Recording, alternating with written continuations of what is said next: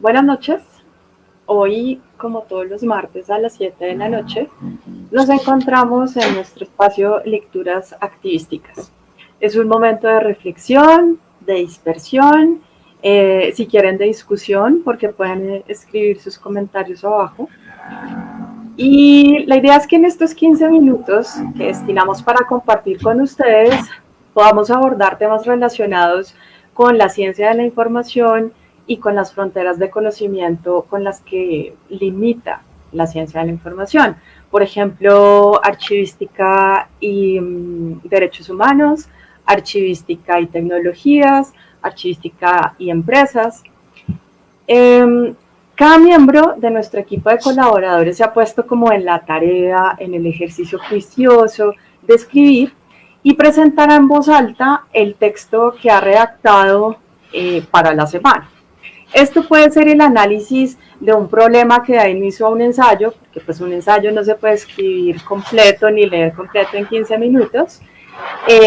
Puede ser una reflexión a partir de la experiencia propia en torno a un tema en particular. Puede ser una nota descriptiva que nos invita a innovar en la empresa, como la anterior. Pues en general tenemos varios temas para abordar. No tendremos un hilo conductor, o sea, me refiero no más allá de la temática que estamos abordando, que es ciencias de la información, pero sí vemos su interés como revisando las estadísticas que nos dan los likes o los comentarios o incluso las veces que han compartido un documento, pues es posible que le demos un mayor espacio a ese tema para generar una discusión más amplia y quién sabe de pronto para escribir un artículo un poco más robusto. Les recuerdo que este es un espacio que está en construcción y que de su respuesta y de su interés, pues resultará que se fortalezca o que no. Entonces, ahora sí, me voy con la lectura de hoy, que se titula Archivos y posconflicto, archivos para construir nación. Es una reflexión que pone de manifiesto el papel de los archivos en la transmisión de conocimiento y en las acciones que se deberían ejecutar para responder a las necesidades de usuarios que no siempre son representados en la historia, en este caso las víctimas del conflicto armado. Nuestro autor de esta noche es Ignacio Manuel Epinayo Puchaina, nació en Uribia, La Guajira, hizo estudios de administración de empresas en la Universidad Nacional de Colombia y sistemas de información y documentación en la Universidad de La Salle. Es profesional en ciencias de la información de la Universidad del Quindío, con estudios de maestría en intervención social en sociedades del conocimiento. Fue cofundador de varias iniciativas culturales y sociales, asesor de información, documentación y gobernabilidad de la Junta Mayor Autónoma de Palabreros Wayuu y presidente de la Sociedad Colombiana de Archivistas, co-creador de la iniciativa digital Wayuu Nike para el Mundo. Como activista digital ha escrito artículos para diversos periódicos, coautor de los libros Visiones del Medio Ambiente a través de 3 etnias colombianas e Interculturalidad y Biblioteca Pública. También cuenta con publicaciones sobre archivística y bibliotecas interculturales. Ha sido conferencista nacional e internacional en materia de archivos, bibliotecas y cultura web. Así que los dejo con Ignacio, te cedo la palabra pues para que leas tu documento. Un abrazo. Gracias, Adriana. Buenas noches para todos. A continuación voy a leer la nota denominada Archivos y posconflicto, archivos para construir nación.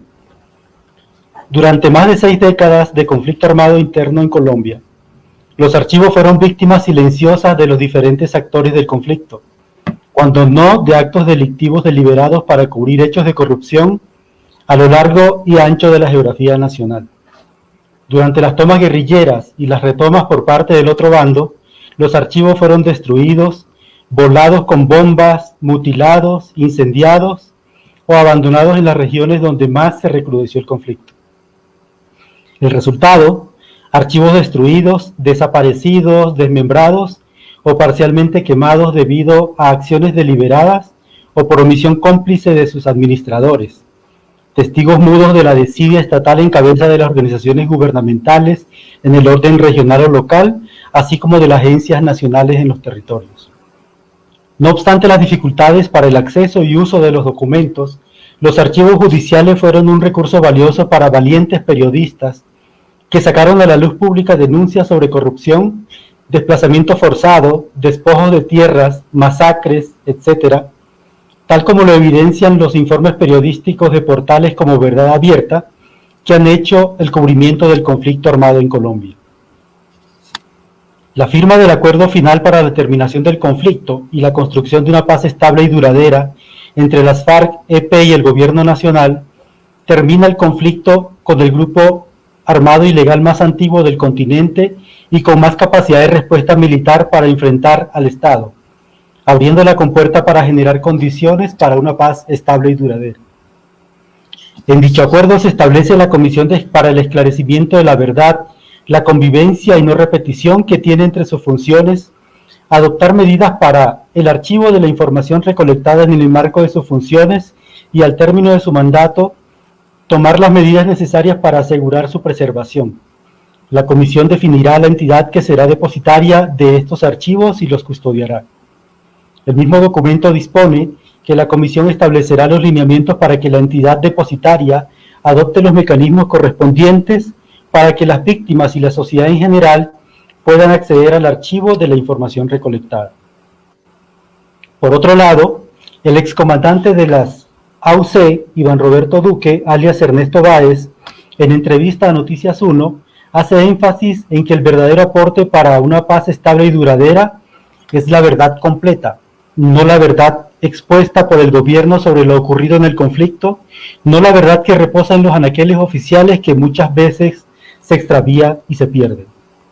Desde el punto de vista archivístico, el reto es más complejo que la intervención cotidiana con la que se han venido trabajando de espaldas a la realidad política del país.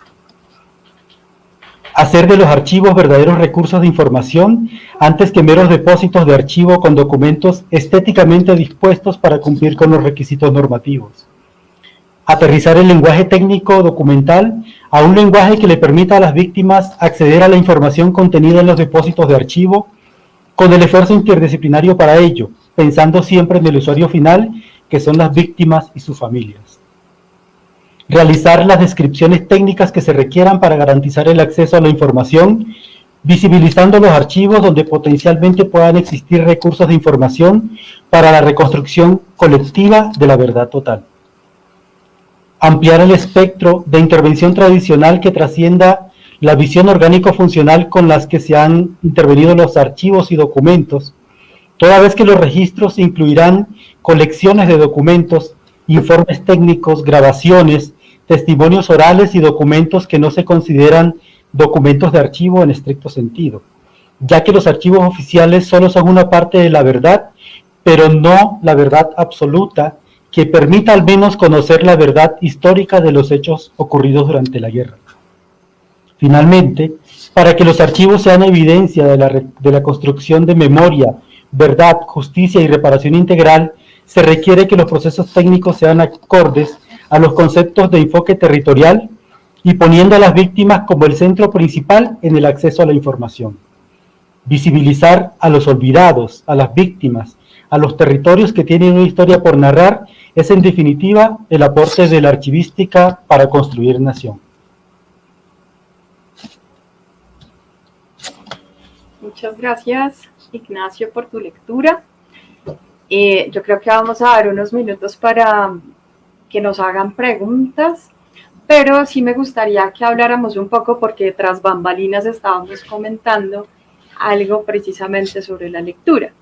Y una de ellas era, mientras entramos en confianza con los que nos están viendo, era cuáles eran tal vez los efectos psicológicos que tenía el hecho de reconstruir toda esta memoria histórica.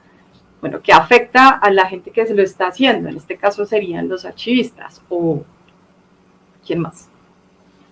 Bueno, eso me trae a mi recuerdo una exposición fotográfica que hizo Abad Colorado recientemente no, el año pasado, a finales del año pasado en Bogotá, donde se hacía una exposición fotográfica de la situación de la guerra. Abad Colorado era un reportero gráfico que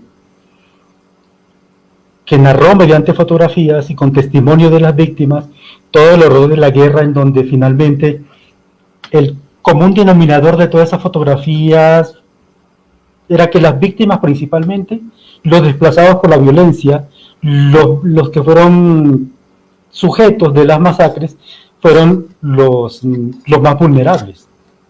Y fueron los más vulnerables que fueron atropellados por organismos del Estado, organismos del paraestado, organismos en contra del Estado, el narcotráfico, la delincuencia común organizada, digamos, esa ola de violencia que tiñó los ríos de Colombia, las selvas de Colombia de sangre, finalmente son esas víctimas silenciosas que no aparecen en los reportes oficiales. Y eso es doloroso porque cuando se encuentra uno con personas que vivieron en carne propia esta tragedia de la guerra en Colombia, nos damos cuenta que eso no aparece en los reportes oficiales, no aparece en las cifras oficiales, solo aparecen datos, solo aparecen números en frío, que de por sí ya es escandalosa hablar de miles, de cientos de miles de muertos, de cientos de miles de desplazados en pleno siglo XXI, ya de por sí es escandalosa. Te podrás imaginar cuál es la tragedia personal de cada uno de quienes vivieron el horror de la guerra. Claro, yo sé que esta pregunta tal vez te vaya a asombrar, pero ¿qué papel juega el Centro de Memoria Histórica en esto que dice, en esta descripción de los hechos de las víctimas, por ejemplo? Bueno, no quisiera meterme en cuestiones de archivo, con la organización de la información, con lo que presenta, con esos datos, libros estadísticos. Bueno, en algún momento el Centro Nacional de Memoria Histórica hizo un buen trabajo, hizo un excelente trabajo en cabeza de Gonzalo, para hacer como una especie de catarsis colectiva y poder encontrar el rumbo, pues, de las víctimas. Las colecciones que se dieron en algún momento en el Centro de Memoria Histórica fueron importantes para la reconstrucción de esa verdad histórica. Porque la verdad judicial fácil, como sabemos, la verdad judicial en Colombia es muy difícil de probar y nos queda como recurso acudir a la verdad histórica. Y en algún momento fue importante los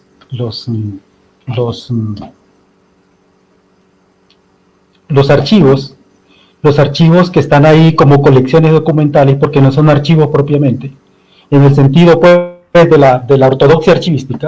Lo que hay son colecciones de documentos, extractos, pedazos que se fueron reconstruyendo y que sirvieron para reconstruir la memoria en una parte del conflicto. Pero todos sabemos que las agencias nacionales tienen su orientación según quien esté al frente del poder político en el país. Claro, entonces, a propósito de esto que tú dices, y discúlpame que te interrumpa, hay una pregunta. Dice, ¿los gobiernos se han pronunciado frente a los archivos eliminados por las administraciones de turno? Nos preguntan. No como Estado, no como gobierno, porque un gobierno no se puede acusar a sí mismo, ni siquiera los entes de control lo están haciendo, con tanta información que está saliendo. No hay pronunciamientos oficiales, precisamente porque corresponde a una agenda gubernamental en donde están todos incluidos. El Archivo General puede hacer inspecciones, puede hacer sanciones, pero no puede incidir en el funcionamiento de la arquitectura del Estado para decir como Estado, oye, nosotros Estado nos estamos equivocando como Estado. No lo va a hacer nunca. Y para eso el propósito de Activística es promover el control social.